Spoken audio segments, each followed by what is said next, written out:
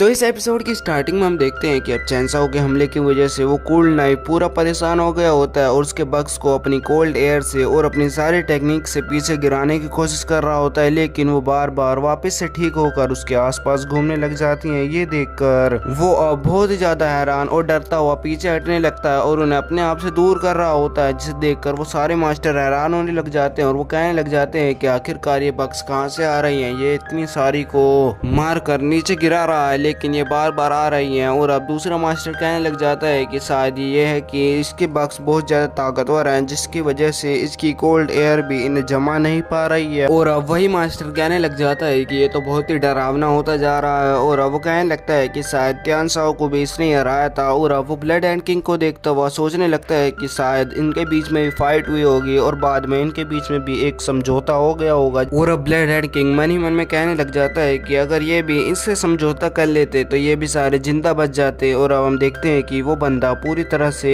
Spiritual bugs के कैद होने के कारण वो अपने आसपास सील लगा लेता है, जिसको वो तोड़ने लग जाते हैं, जिसे देखने के बाद और अब कोल्ड नाइफ पूरी तरह से डर जाता है और बाकी मास्टरों को अपनी हेल्प के लिए बुलाने लगता है, जिसे देखने के बाद वो मास्टर उसको हेल्प के लिए चैनसाओ पर हमला कर देते हैं। लेकिन चैनसाओ ब्लड एंड किंग से कहने लग जाता है कि तुम यहाँ पर क्या कर रहे हो, तुम मेरी मदद करने जल्द से जल्द आओ। और अब ये देखकर वो उसकी मदद करने के लिए उस मास्टर को रोक देता है, जिसे देखने के बाद वो मास्टर हैरानी से पूछने लगता है कि ब्लड एंड किंग तुम ये क्या कर रहे हो। और अब ये देखकर वो कहने लग जाता है कि मैं तो सिर्फ आइस किंग की पावर देख रहा हूँ और ये बंदा सिर्फ इसे थोड़ा सा परेशानी तो कर रहा है, इसमें कौन सी बड़ी बात हो गई है। और अब ये देखकर वो उस पर गुस्सा होने लग जाता है और वो कहने लग जाता है कि तुम मरना चाहते हो, अगर नहीं तो मेरे रास्ते से दफा हो जाओ। और अब ये देखकर ब्लड एंड किंग भी चिल्लाने लग जाता है और अब ये देख के सारे मास्टर खुश होने लगते हैं और एक दूसरे को देखने लग जाते हैं। और एक मास्टर कहने लग जाता है कि अगर इन्हें को आपस में लड़ना है तो मुझे इन्हें लड़ने देना चाहिए और बाकी में जो ट्रेजर बचेगा उसमें मुझे ज्यादा हिस्सा मिल पाएगा, उसमें से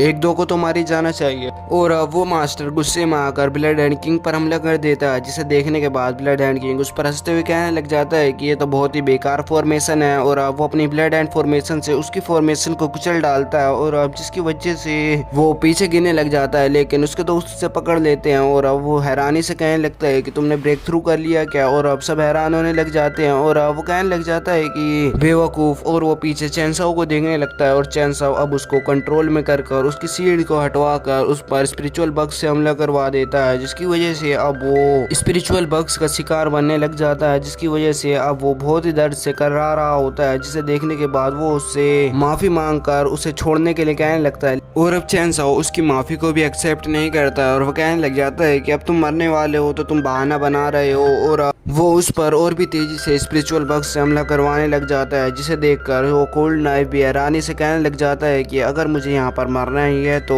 मैं इसको साथ लेकर मरूंगा। और अब ये कहकर वो चारों तरफ अपनी आइस को फैलाने लगता है, जिसकी वजह से वो पूरी जगह बर्फ में बदलने लग जाती है। और अब वो वहाँ पर ब्लास्ट हो जाता है, जिसे देखकर सारे मास्टर हैरान हो जाते हैं और अपने ऊपर सीढ़ लगा लेते हैं, लेकिन वो तो बच जाते हैं। चैनसाओ बर्फ में पूरी तरह से जकड़ जाता है, जिसे देखने के बाद एक मास्टर कहने लग जाते हैं कि क्या ये बच्चा मर गया। और अब ये देखकर वो कहने लग जाते हैं कि तुम्हें क्या लग रहा है, ये बिल्कुल जमा पड़ा है, इसका मतलब ये मर ही गया होगा। और अब हम चैनसाओ को देखते हैं जो कि उस बर्फ को भी तोड़ देता है और अपनी फ्लेम एनर्जी से उसकी सारी जमी हुई बर्फ को पिघला देता है और वापस से उसकी स्पिरिचुअल बग वापस से उसके बर्तन में आ जाती है। और अब चैनसाओ बाकी मास्टर से कहने लग जाता है कि अगर तुम्हें भी कुछ करना है तो आ जाओ, तुमसे भी मैं लड़ सकता हूँ। और अब ये देखकर वो कहने लग जाते हैं कि ये तुमने बहुत बुरा किया, तुमने एक आदमी को मार डाला। और अब ये देखकर वो कहने लग जाता है कि अगर आइस किंग इस फाइट में मुझे पहले मार देता और मैं नीचे गिरा हुआ होता तो तुम ऐसा कभी भी नहीं कहते, उल्टा तुम मुझे ही मार डालते हो। और अब चैनसाओ ये कहकर वापस अपनी ट्रेजर की तरफ जाने लगता है, जिसे देखने के बाद वो मास्टर उसे मारने के लिए आगे बढ़ने लगता है कि तभी वो ब्लड एंड किंग उनके बीच में आ जाता है, जिसे देखने के बाद वो गुस्से से वापस से पीछे आ जाता है। और अब